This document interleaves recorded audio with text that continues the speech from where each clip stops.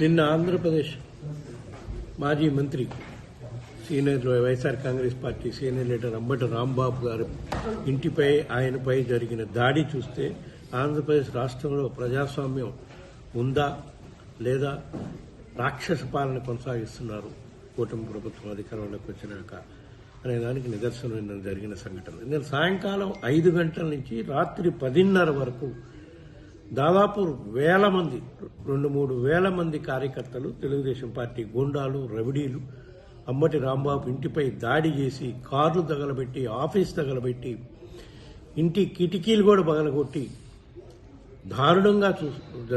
దారుణ చర్య జరుగుతుంటే పోలీసులు ప్రేక్షక పాత్ర పోషిస్తున్నారు. అంటే పోలీసులు ఉన్నారు అక్కడ.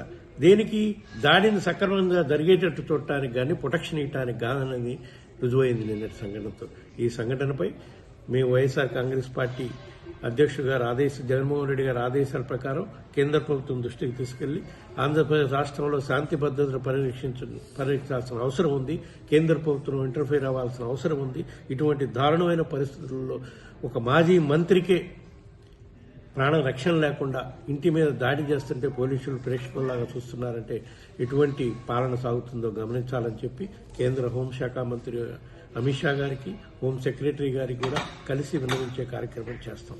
ఇటువంటి సంఘటనలు మళ్ళా జరగకుండా ఉండాలంటే కేంద్ర ప్రభుత్వం చర్యలు తీసుకునే కార్యక్రమం చేయాలి అని చెప్పి వైఎస్ఆర్ కాంగ్రెస్ పార్టీ నుంచి మేము డిమాండ్ చేస్తున్నాం.